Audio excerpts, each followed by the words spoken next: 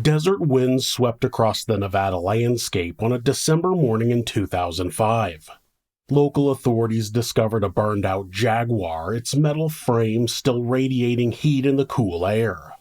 Inside the vehicle lay evidence of something far more sinister than a simple car fire. The body of a young woman was discovered in the trunk, burned beyond recognition.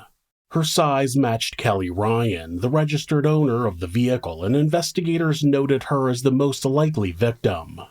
They went to the address listed on the vehicle registration, and when they knocked on the door, they were greeted by Kelly herself. They realized then that not only did they have a murder mystery to solve, but they had to start by finding out who exactly it was in the trunk of the car. This is Monsters.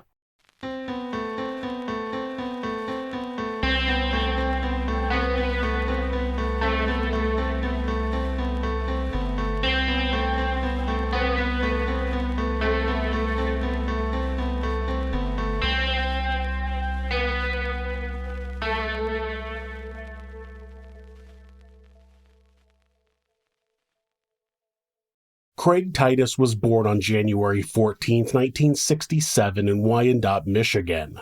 He was the oldest of 3 children born to Michael and Sandra Titus. He grew up predominantly in Riverview, just south of Detroit.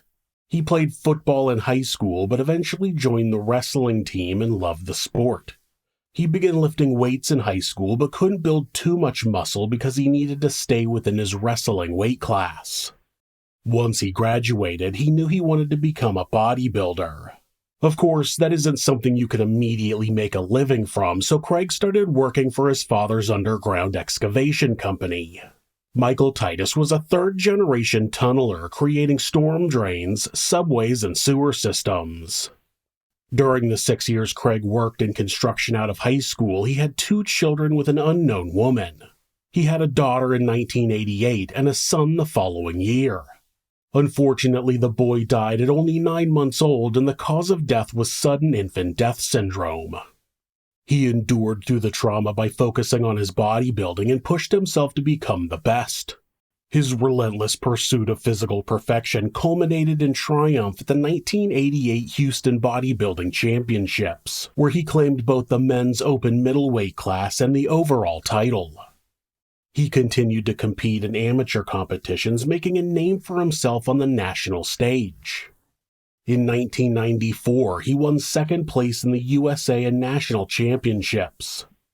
It was in 1995 that he earned the nickname the Bad Boy of Bodybuilding after an incident at the NPC USA Championship. He won second place but wasn't happy about it, so he threw a fit and destroyed his trophy.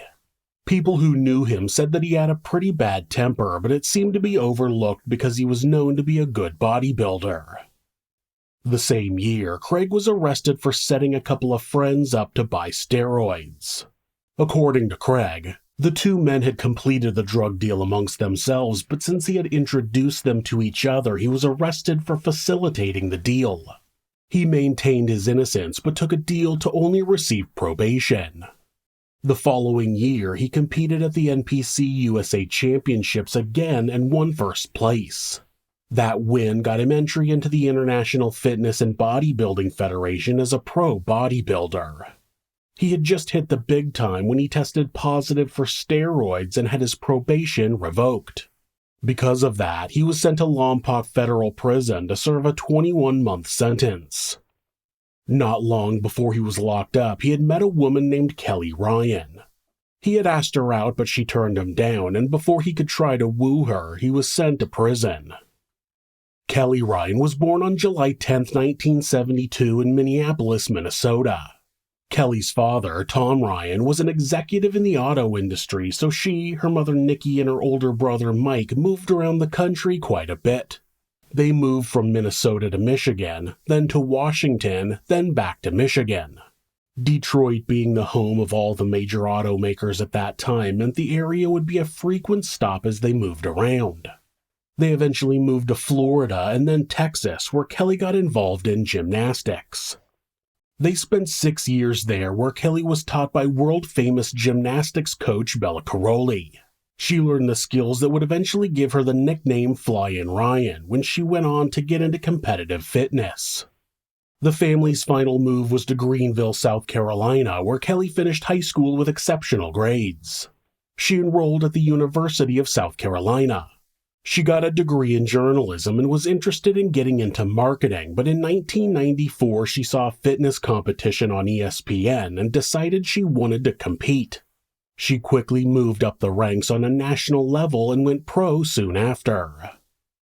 Kelly met Craig at a fitness show not long before he went to prison.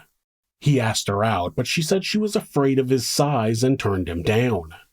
She ended up helping organize a welcome home party for him when he was released, and Craig was drawn right back to Kelly.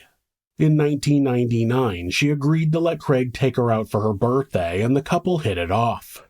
They lived together in Redondo Beach, California, before getting married in Las Vegas on July 6, 2000. Soon after, they moved to Las Vegas where they had a custom home built. Their sprawling 3,034 square foot or 281 square meter residence, complete with a customized gym, became both a sanctuary and a prison. Each mirror reflected the mounting pressure to maintain impossibly perfect physiques. Financial strain gnawed at their carefully constructed facade, blurring lines between dedication and desperation.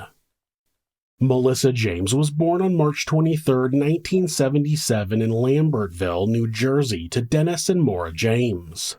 Her family moved to Panama City, Florida when she was a child, and she was known as a kind and caring person who did well academically. She became interested in dance at a young age and took dance lessons while also being part of her high school cheerleading team. She graduated from high school a year early and enrolled at Gulf Coast Community College, where she took classes in business administration. She didn't get a degree since she quit school to open her own dance studio in 1996 at the age of 19. Stage lights and children's laughter filled Melissa's world as she built her dance legacy. Teaching became more than instruction. She shaped young dreams, molded raw talent, and sparked creative fires in countless students. Melissa helped children with disabilities and offered scholarships to her studio to underprivileged grammar school students. Between classes, she kept her own performance skills sharp, gracing stages at competitions and special events. The studio was less busy in the summers as children were away on vacations, so Melissa supplemented her income with modeling jobs. She modeled for Calvin Klein and Hawaiian Tropic and appeared on television stations Beach TV and MTV. Melissa met Craig Titus and Kelly Ryan at a bodybuilding show in Florida in 1999. She was hired to be their assistant at the show, and the three hit it off. They became friends, and in 2002, Melissa hired outside management for her dance studio and moved to Southern California to do some promotional work where she lived with Craig and Kelly. There were rumors of a sexual relationship between Craig and Melissa, but Craig would later say that they were only friends at the time. When Craig and Kelly moved to Las Vegas, Melissa moved back to Panama City to continue building her dance studio, but shortly after she arrived, she was arrested for possession of hypodermic devices and possession of a credit card without the owner's permission. Melissa claimed her innocence, blaming the issues on someone else, and she started looking into lawyers who could handle the court case. While that case was ongoing, Melissa closed down her dance studio, and since she was in need of work, Craig and Kelly asked her to move to Las Vegas and assist them in opening a fitness clothing store. Now, after the story made it to the media, Melissa was continually called Craig and Kelly's personal assistant, but that title has been debated. Despite the couple using that description, Melissa had moved to Las Vegas to manage the clothing store. She did live with them at their house in Southwest Las Vegas and did help them out with their errands, but according to her mother, she was never their personal assistant. When Craig and Kelly offered her the opportunity, she jumped at the chance. The Desert City's entertainment scene beckoned, promising fresh opportunities for a talented dancer seeking rebirth. Melissa was welcomed into their home and afforded all of its luxuries. 5 bedrooms and 3 bathrooms provided ample space for new beginnings. Yet beneath the mansion's polished facade, darker currents stirred. Currents that would soon drag Melissa into the depths from which she would never surface. Chemical enhancement pervades every level of professional bodybuilding. Scientific evidence reveals a stark truth. Achieving competition-worthy muscle mass without performance-enhancing substances has become virtually impossible. Even the coveted professional card, a gateway to elite competition, remains largely unattainable without anabolic assistance. Modern bodybuilding's chemical arsenal includes anabolic steroids for muscle growth, human growth hormone for recovery, insulin for nutrient absorption, diuretics for definition, and stimulants for energy and fat loss. Brutal training regimens exact their pound of flesh. Elite bodybuilders endure punishing 2-hour sessions 5 to 6 days weekly, while following extreme dietary protocols. During mass-building phases, some athletes force-feed themselves 12,000 daily calories, quadruple the intake of an active man. Steroids push muscles beyond natural limits, often resulting in devastating tendon tears and joint failures. Beneath the sculptured exteriors lie fragile organs, with athletes facing grim prospects of heart failure, liver damage, and sudden death.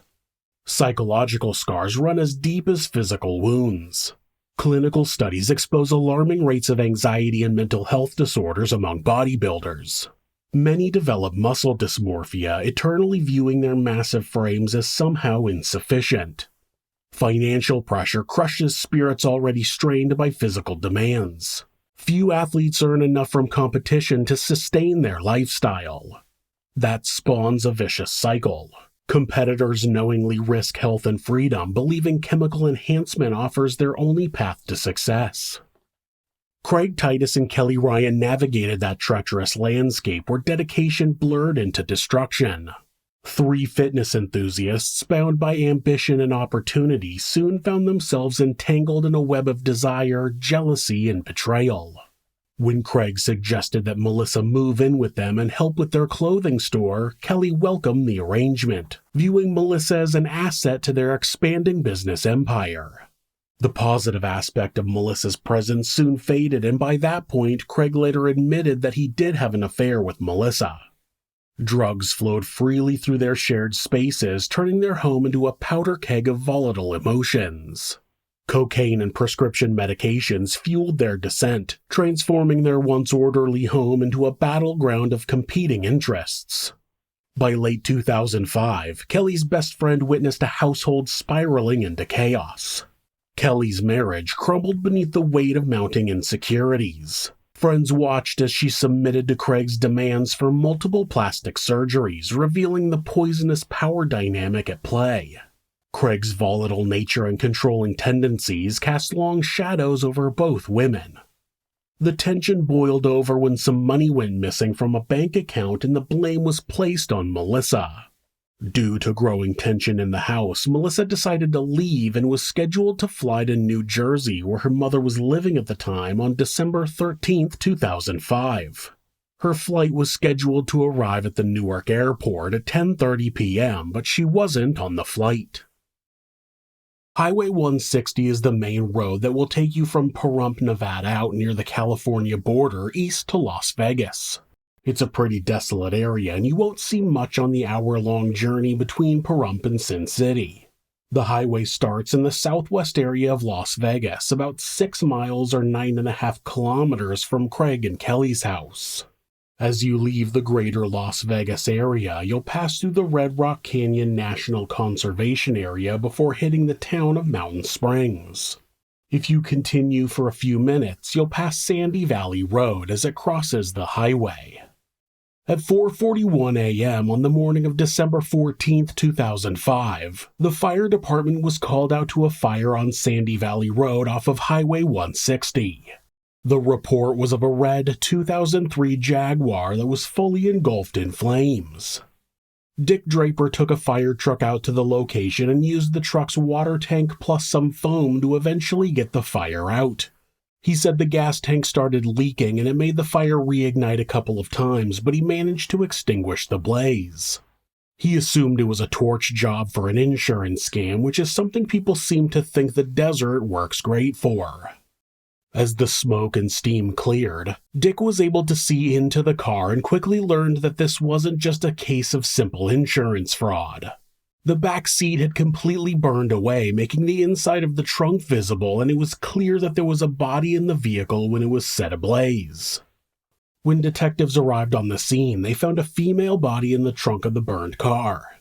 Almost every part of the car was scorched outside of a couple of spots of red.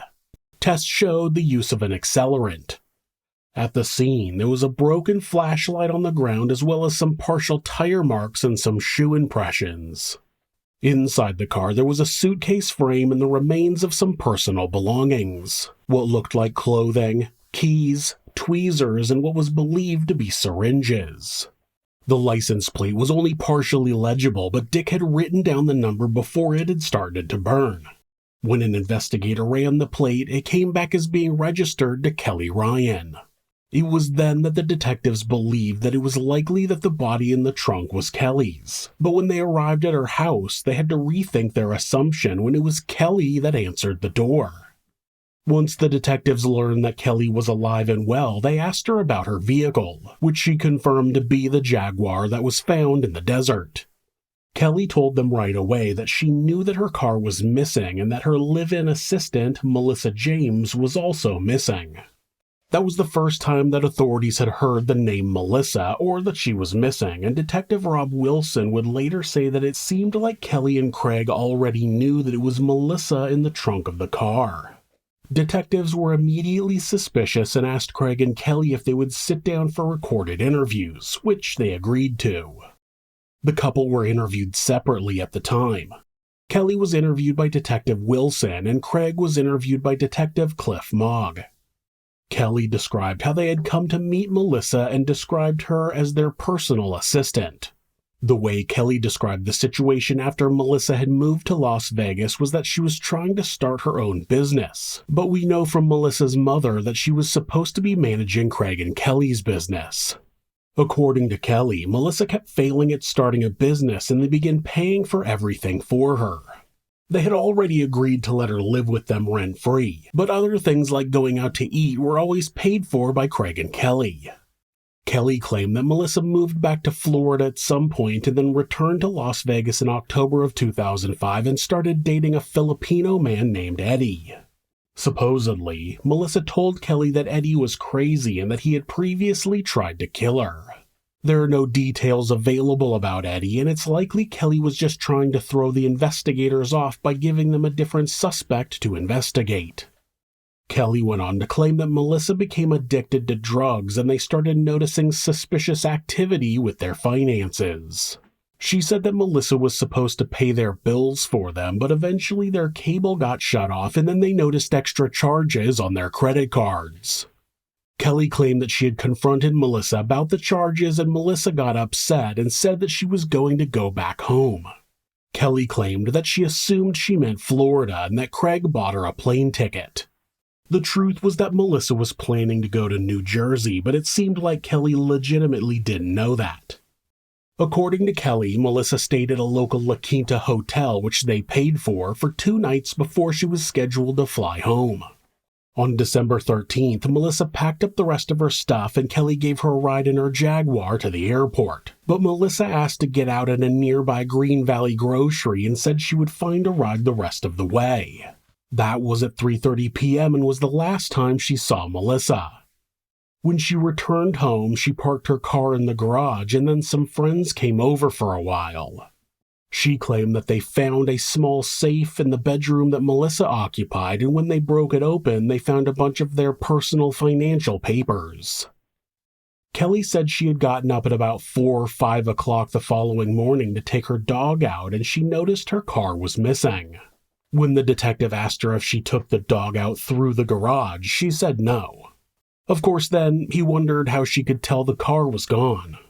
Her explanation was that she was in the laundry room and that some posing lights had been left on in the garage and she had to go in and turn them off. That's when she saw that her car was gone. Now, posing lights, as she described them, are special lights that bodybuilders use to be able to see their true condition, whatever that means. Based on pictures of the interior of the house, I don't understand how she would know that lights in the garage were on from anywhere else inside the house, and the detective didn't seem to question the explanation. She then told Craig that her car was missing and explained to Detective Wilson that she believed that Melissa snuck into their house the night before while they were in the theater room watching television. Now, one of the details that usually indicates that someone knows that a victim is dead prior to an investigation is that communications between them coincidentally stop at the same time, and things were no different here. Kelly had not attempted to make any contact with Melissa after the afternoon of the 13th. Even after believing she had stolen her car, Kelly didn't call or text Melissa. Kelly explained that she was going to. She had written out part of a text but decided not to send it. That detail also raises the question as to how Craig and Kelly knew Melissa was missing. As far as Kelly was concerned, Melissa had caught a flight out of town. It was a pretty big leap to assume she ditched the flight, came back to the house to steal a car, and was now missing. The detective was also curious as to why they hadn't called the police to report the car stolen. Kelly said that they hoped that Melissa would return with the car and they could avoid getting the police involved. But that wasn't all that Kelly was claiming Melissa had done. She also claimed that she thought it was possible that Melissa was trying to poison them. She said that, after returning from dropping Melissa off, she found some drinking glasses with a mysterious fluid in them.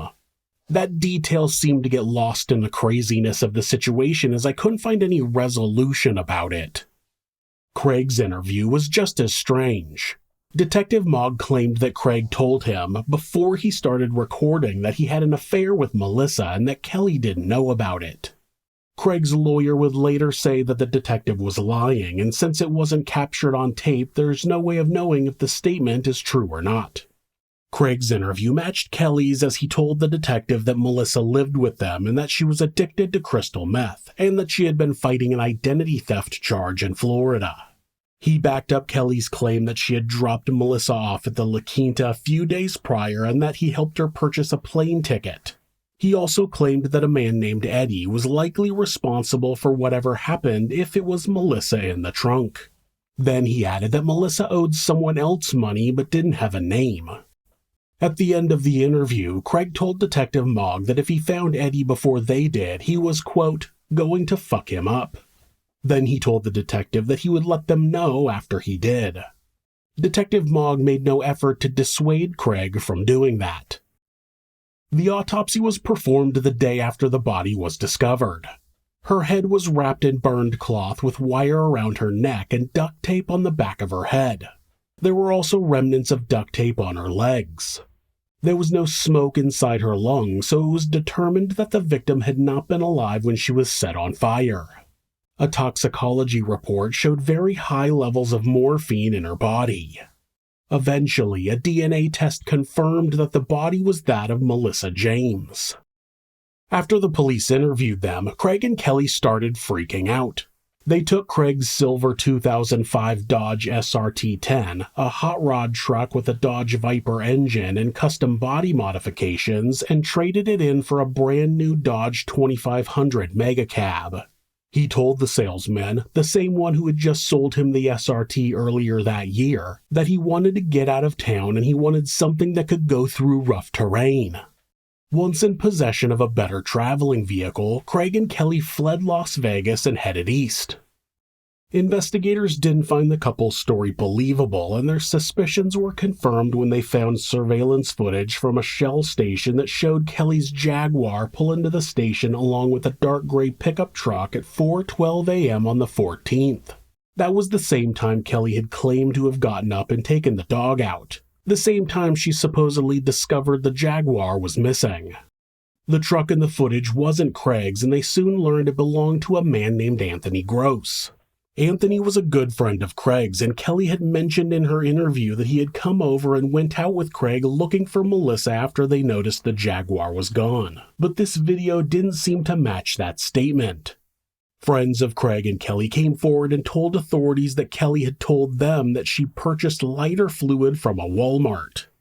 Detectives obtained surveillance footage of Kelly purchasing 7 64-ounce containers of lighter fluid and a set of barbecuing tools at 3:30 a.m. on December 14th. Her financial records matched the purchase. She likely bought the tools along with the lighter fluid to throw off suspicion, but we all know Walmart doesn't ask questions. You go in at 2 a.m. to buy a shovel, a tarp, bleach, and gloves, and they don't even raise an eyebrow.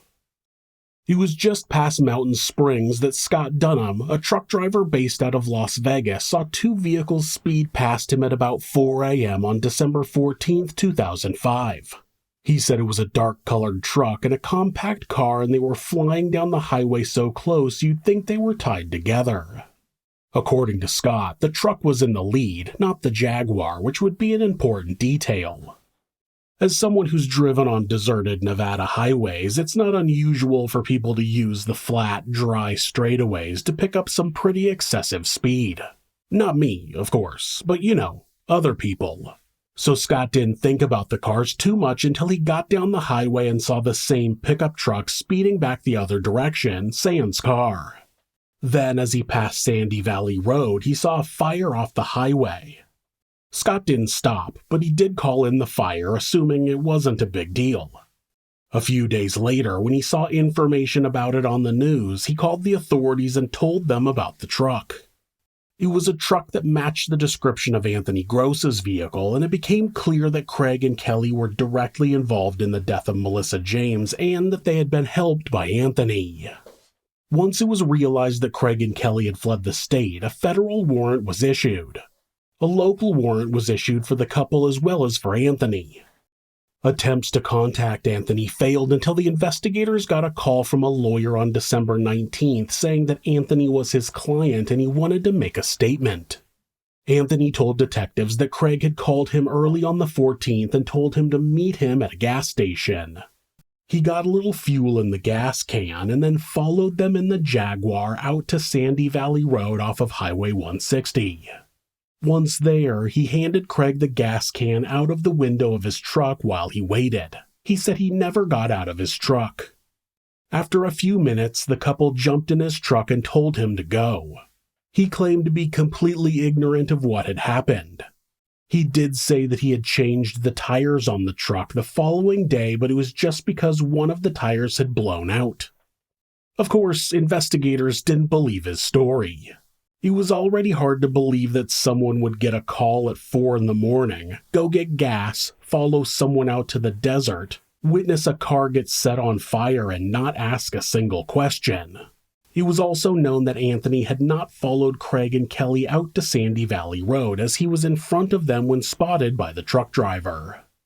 The other problem was that Anthony claimed he had met Craig and Kelly at the gas station, saying that the Jaguar was parked on the far end of the parking lot when he got there, but the surveillance footage clearly showed them arriving together. New information about what had happened to Melissa was coming in quickly. One of Kelly's friends, Megan Pearson, told investigators that they had been invited to Craig and Kelly's house on the 13th.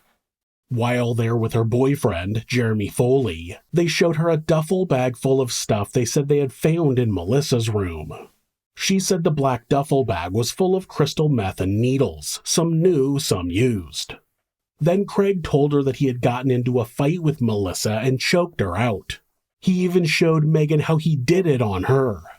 She was told that Melissa was in the trunk of the car. When she asked what they were going to do, Craig said that they were going to drive her out somewhere and make it look like a sexual assault and murder. Megan said that Anthony agreed to help them as repayment for a $1,000 debt he owed Craig. Craig and Kelly were apprehended by federal agents near Boston, Massachusetts on December 23rd. When Craig was interviewed by federal agents, he said that he had found Melissa dead in the Jaguar of an overdose and they disposed of the body because he didn't want the news to tarnish his or Kelly's reputations in the fitness industry. Las Vegas authorities traveled to Massachusetts and interviewed the couple. When they interviewed Craig, he was immediately aggressive. He claimed they were mistaken in believing he had killed Melissa, and he only left town because he knew the police would trump up charges on him. He spent some time trying to give a timeline of events. He still claimed that Kelly had dropped Melissa off at the Green Valley grocery at about 3:30 p.m., but he said they found Melissa dead in the Jaguar after that. When he got to the time that Megan and Jeremy were there, Craig asked if they had talked to them. When Detective Moggs said yes, Craig wanted to know what they said, but the detective wouldn't tell him. That angered the bodybuilder, and he said they were playing games. He obviously wanted to know if Megan and Jeremy had told them that he said that he had choked Melissa out. Without that knowledge, he continued to claim that he somehow found her dead in the car, which was parked in the garage. He claimed that Kelly wanted to call the police, but he didn't want the situation to ruin his career, so he torched the car. During the interview, Craig also confessed to having given Melissa money and his credit card. He said Kelly didn't know, and that's why she thought Melissa was stealing from them. Eventually, Detective Mogg asked Craig if he put Megan in a chokehold when she was at their house on the 13th, and that's when he asked for a lawyer. He said that Megan's story should have matched his and made some vague statements that sounded like he was accusing the investigators of lying about Megan's story. Craig then claimed that he and Kelly would drive back to Nevada and turn themselves in, and the detective had to explain that they were far past that point. That made Craig even angrier. Kelly was interviewed after Craig, and her story matched the one she had told at her house up until after she supposedly dropped Melissa off at the Green Valley grocery. Then she said that, while Megan and Jeremy were there, she noticed the ice in the freezer was discolored and went into detail about how she thought Melissa was poisoning them. She mentioned the clear fluid at the bottom of all of the glasses again. It was only after being redirected by detectives that she began describing finding Melissa dead in the car. According to her, all four of them witnessed the body in the car, but Megan and Jeremy would maintain that that was not true. According to Kelly, after seeing a dead body in the garage, Megan and Jeremy just left without really questioning the situation. Either Craig and Kelly are lying, or they have the most aloof friends on the planet. The investigators tried to get Kelly to explain what really happened, believing that Melissa had died at the hands of Craig, but she wouldn't budge. Megan Pearson had given the duffel bag to authorities, and inside they found an M18 taser, which is the type of taser that's shaped like a gun and when fired, 2 metal barbed arrows shoot out with wires still attached to the taser. The company that made the device, Taser International, not only kept a record of who purchased every taser and taser cartridge, but they also included a feature in the device where little tiny dots of paper would be released when the taser was discharged. Those little tags had the taser cartridge's serial number printed on them so they would be found at the scene and could be tracked. The taser was registered to a friend of Craig's named Ryan Chastain, who had moved to Las Vegas and rented a house from Craig. When he got into town, Craig asked him to purchase a taser, and he took the price off of his first month's rent. Another thing about tasers is that they can't be legally sold to someone with a felony record like Craig. When investigators went back to Craig and Kelly's residence, they were able to find a number of tags throughout the house. Then they searched the vacuum cleaner bag and found more. Not just from one taser cartridge, but from multiple. The taser itself was sent to Taser International, where they were able to download information from the device that would show exactly when it had been fired. It turned out that the taser was fired 6 times between 2:10 p.m. and 2:12 p.m. on December 13th, a detail that had been conveniently missing from either Craig or Kelly's statements. Craig and Kelly were still in Massachusetts when investigators learned about the taser. They had initially tried to fight extradition, but eventually agreed and didn't return to Las Vegas until the middle of January. Despite the details of the taser missing from either Craig or Kelly's stories, investigators didn't question them about it. It became a bombshell piece of evidence on February 9th when prosecutor Robert Daskis argued to deny the couple bail. After Megan Pearson testified before a grand jury about what Craig had told her he had done to Melissa, an indictment was handed down for 3 people. Craig Titus and Kelly Ryan were charged with murder, and Anthony Gross was charged as an accessory. All 3 initially pleaded not guilty. The trial date was set for the beginning of 2007, but during the year that Craig and Kelly sat in prison, Anthony Gross was given bail and an interesting thing happened. On October 21, 2006, a man named Nelson Brady Jr. was arrested and charged with 3 counts of solicitation to commit murder. His targets were Anthony Gross, Megan Pearson Foley, and her then-husband, Jeremy Foley. Nelson had shared a cell with Craig for a short time in April of 2006, and a jailhouse informant told authorities that there was a plan developed to kill the 3 people who were set to testify against Craig and Kelly. Undercover officers set up an operation to catch Nelson in the act of planning the murders, but he continually made excuses why he had to miss the first few meetings.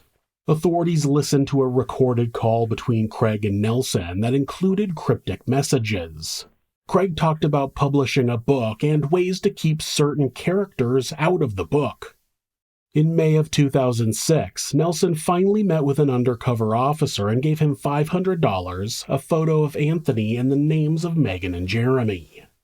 At a second meeting, Nelson handed over $500 more and an address where photos of the dead bodies could be sent for confirmation. On May 19th, Nelson spoke with Craig on the phone again and told him everything was taken care of. Craig told Nelson what type of vehicles both Megan and Jeremy drove. Nelson asked for their address, but Craig said he didn't have it. It was 5 months before Nelson was arrested and charged with solicitation of murder, but the reason for that is unknown. It's likely that authorities were continuing to monitor Nelson's activity to build more evidence against him. Nelson Brady would go on to be tried and convicted of those 3 charges of solicitation of murder, and no charges were ever filed against Craig. Nelson was sentenced to 8 to 25 years in prison. In May of 2008, Craig and Kelly changed their pleas to guilty. Craig ended up pleading guilty to second-degree murder, kidnapping, and arson. Kelly pleaded guilty to arson and entered an Alford plea to battery with a deadly weapon. An Alford plea is when a defendant maintains their innocence but admits that the evidence would likely get them convicted, so they plead guilty and benefit from a plea bargain with the side note that they aren't admitting guilt. Craig Titus was sentenced to 21 to 55 years in prison, and Kelly Ryan was sentenced to 2 consecutive terms of 3 to 13 years.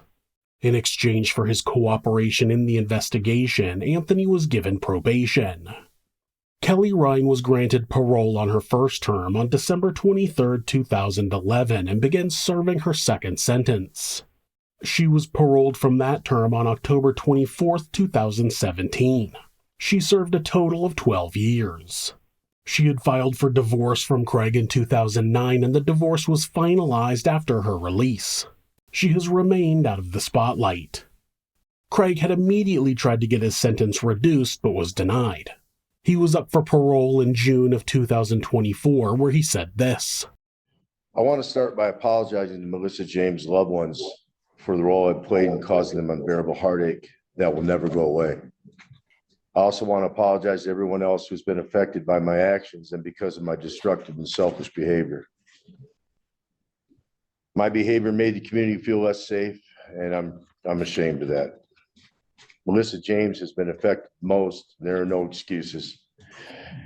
I regret denying her the right to live safely and securely, and I know that my apologies will never change or minimize the role I played in that.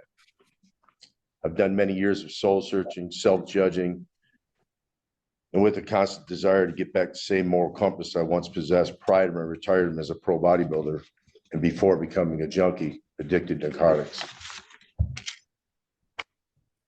Kelly and I caused the death of Melissa James. Following her death, I tried to revive her and I failed. Out of fear and panic, we attempted to conceal it. Friends helped us by using a rope to hold her body together to fit in a fetal position. We put tape on her face to minimize the transfer of DNA and her vomit to the car.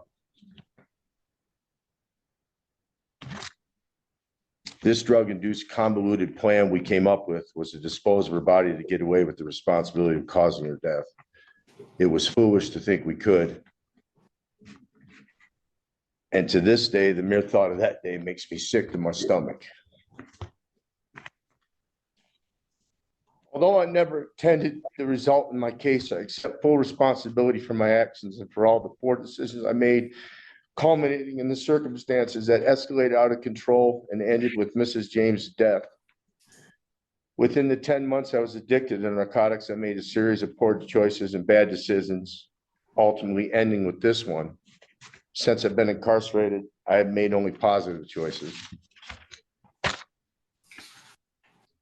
As my parole packet before you reflects, I have worked hard to try to do as much as I can to show the actions leading up to December 14th, 2005 do not in any way equate with who I am.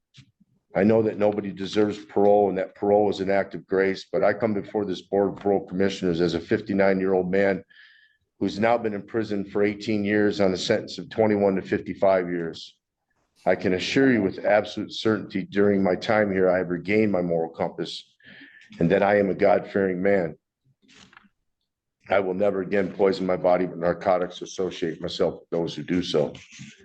To this day, I cannot fully express or put into words how truly sorry I am for what I have done, or how sorry I am for the pain and heartache I have caused Miss James' family and all those who are involved. I'm truly ashamed and have to live with that for the rest of my life. I humbly ask that I'm granted parole at this time into my final sentence. I look forward to one day becoming a productive member of society and proving not only to you, but to myself, to my family, and anyone else who might care that I am truly a changed person. Thank you for your time. Craig was granted parole for that sentence, but he still has to complete his sentence for arson, for which he won't be eligible for parole until December of 2026. Based on his 2024 parole hearing, it won't be surprising if he's granted parole and released. Clinical examination of Craig and Kelly's mental landscape revealed deadly fault lines where substance abuse met personality disorders. Their descent into violence emerged from a perfect storm of psychological instability, toxic codependency, and pharmaceutical chaos. Chemical warfare raged within their bodies and minds. Scientific research documents how anabolic steroids trigger savage mood swings and aggressive outbursts, effects multiplied by recreational drug use. Craig's history with steroids and painkillers laid psychological landmines that would eventually detonate. Melissa James's story echoes through weight rooms and posing halls. Her tragic end taught the fitness world that championship belts cannot protect against human frailty. Through her sacrifice, professional bodybuilding finally confronted its shadows, emerging stronger but forever changed. It was just unfortunate that those lessons would only be learned based on the actions of two monsters.